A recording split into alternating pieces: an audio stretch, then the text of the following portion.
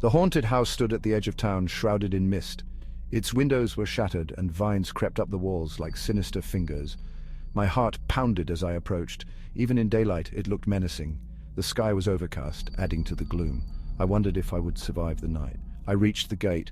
It creaked as I pushed it open. The sound echoed in the empty street. The air felt colder here. I could almost hear whispers in the wind. The house seemed to be calling me. I took a deep breath and stepped into the front yard. My friends had dared me to spend 24 hours here. I couldn't back down now. I glanced at my watch. It was 5 p.m. I had until the same time tomorrow. I walked to the front door. It was massive, made of dark wood. I pushed it open and it groaned in protest. The adventure had begun.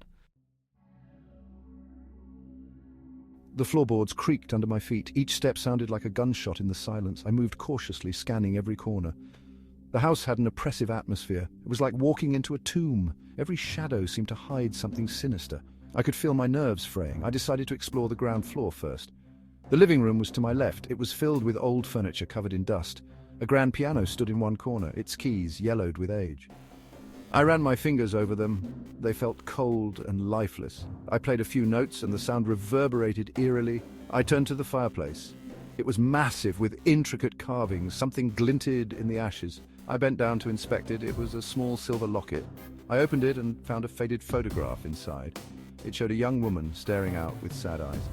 I felt a chill run down my spine. Who was she? I pocketed the locket and moved on. The kitchen was next. It was in disarray with cobwebs everywhere. Pots and pans hung from the ceiling, swaying slightly. I felt like I was being watched. I turned around quickly, but there was no one. I shook my head and laughed nervously. It was just my imagination. Hours passed as I wandered through the house. Each room had its own story. The dining room was set for a meal that never happened. Plates and silverware were arranged neatly, but everything was covered in a thick layer of dust. It looked like a ghostly dinner party had been abandoned. The library was filled with ancient books. Their spines were cracked and the pages yellowed. I pulled one out and blew off the dust. It was a diary dated 1924. The entries were written in a delicate hand. They spoke of strange occurrences and ghostly sightings. My pulse quickened as I read. I felt a sudden draft and looked up. The curtains fluttered, though the windows were closed. A cold shiver ran down my spine. I decided to move on. The sun was setting, casting long shadows. I needed to find a place to set up camp. I chose a small bedroom on the first floor. I unpacked my sleeping bag and flashlight. The room was small, but felt relatively safe. The bed was old and creaky, but it would do. I checked my watch. It was 8 p.m., only 21 hours to go. I tried to relax, but every creak and whisper put me on edge. The night was just beginning. It was around midnight when I heard it, a faint whisper calling my name. My heart raced. I sat up, clutching my flashlight. The room was pitch dark. I scanned the area, but saw nothing. The whisper came again, louder this time. It seemed to come from the hallway. I had to investigate. I stepped into the hallway, my flashlight beam cutting through the darkness. The whisper grew louder, echoing off the walls. I followed it, my hands trembling. It led me to a door at the end of the hall. I hesitated, then turned the knob.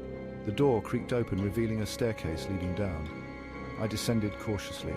The air grew colder with each step. At the bottom, I found myself in a basement. It was filled with old trunks and cobwebs. The whisper was louder now, almost a chant. I followed it to a corner. There I saw a shadowy figure. It was a woman, her eyes glowing eerily. She reached out to me and I felt a cold hand on my arm. I screamed and stumbled back, dropping my flashlight. The beam flickered, casting shadows on the walls. When I picked it up again, she was gone. The whisper had stopped. I was alone, but I could still feel her presence. I ran back to my room, heart pounding. Section 5. The Midnight Hour. Back in my makeshift camp, I tried to calm down. My hands were shaking and my breath came in short gasps. What had I seen?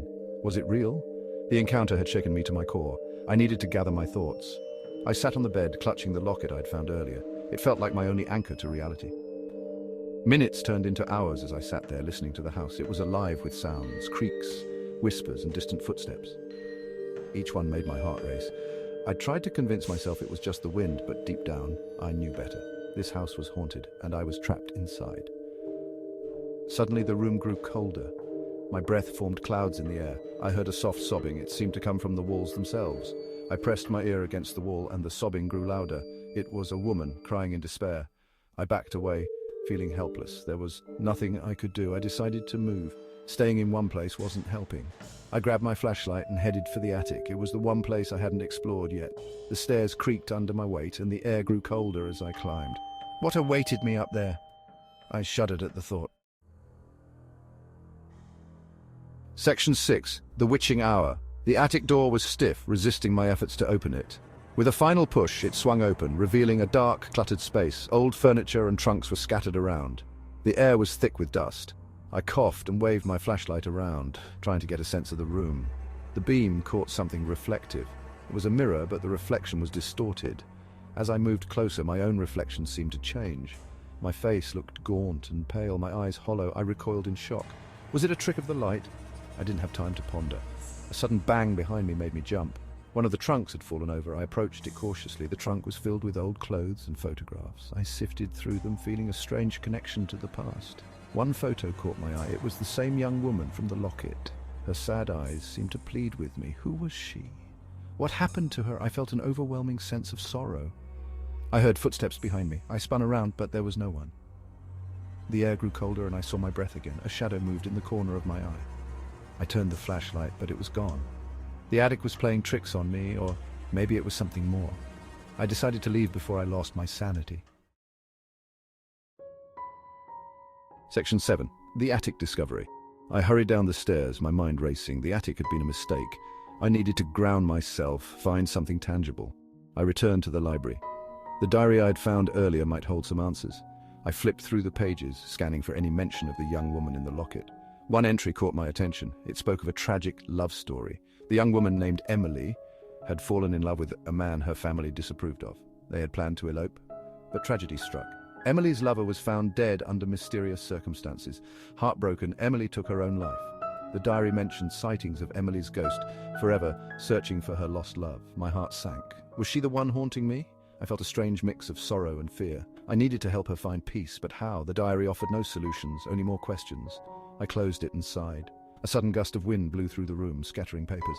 I heard a faint whisper, "Help me." It was Emily's voice. I had to do something. I decided to search the house for any clues that could help her. Time was running out and I needed to act fast. The clock was ticking. Section 8. The Dark Basement. The basement had always felt the most sinister. I hadn't fully explored it during my initial encounter. Armed with the diary and a newfound determination, I descended the stairs again. The air was even colder than before. My flashlight cast long, eerie shadows on the walls. I searched through the trunks and boxes, looking for anything that might help. Most were filled with mundane items, but one box caught my eye. It was locked, but a small key from the diary fit perfectly. Inside, I found letters. They were love letters, written by Emily to her lover. My heart ached as I read them. The letters spoke of their plans to run away, their dreams of a life together. The last letter ended abruptly. It was dated the day her lover died. I felt a chill. Suddenly, the room grew even colder. I heard a whisper, "Thank you." Emily's voice was soft, almost relieved. The air felt lighter, as if a great burden had been lifted. I placed the letters back in the box and closed it gently. I hoped that by finding these letters, I had helped Emily find some peace. The basement no longer felt as menacing. I climbed the stairs, feeling a strange sense of accomplishment. The night was almost over, and I could see the first light of dawn. Section 9. Holding on until dawn. Back in the main house, I felt a sense of relief. The air seemed lighter, as if the house itself was grateful. I checked my watch. It was 4 a.m., only a few hours left. I decided to spend the remaining time in the living room near the grand piano. It felt like the heart of the house. I sat down and played a few notes. The sound was still eerie, but it felt different now, more peaceful. I thought about Emily and her tragic story. I hoped she had found some solace. The house was still filled with shadows and whispers, but they didn't scare me as much. I felt a connection to the place. As the first rays of sunlight filtered through the broken windows, I took a deep breath. I had made it through the night. The house felt different in the light of day, less menacing, almost welcoming. I packed up my things, feeling a strange mix of exhaustion and exhilaration. I walked to the front door and looked back one last time. The house seemed to nod in approval. I stepped outside, feeling the warmth of the sun on my face. I had survived the night in the haunted house. It was an experience I would never forget. As I walked away, I felt a sense of closure. I had faced my fears and come out stronger. Section 10. Reflection on the experience. As I left the haunted house behind, I couldn't help but reflect on the experience. It had been terrifying, no doubt. The creaks, whispers, and ghostly encounters had tested my limits. But it had also been profoundly moving. Emily's story had touched my heart. I felt honored to have helped her find peace. The house, once a place of fear, had become a place of understanding. It was a reminder that every ghost has a story. Every haunted place holds memories, both tragic and beautiful. I felt a strange sense of gratitude. The experience had changed me, made me more aware of the unseen world. I thought about my friends and their dare. They had expected me to come back scared out of my wits, but I felt different, stronger, more resilient. I knew I would never forget that night. It had been a journey into the unknown, a test of courage and compassion, and I had passed. As I walked back to my car, I felt a sense of closure. The haunted house had been an adventure, a test of my mettle, but it had also been a journey of discovery. I had faced my fears, uncovered hidden secrets, and helped a lost soul find peace. It was an experience I would carry with me forever.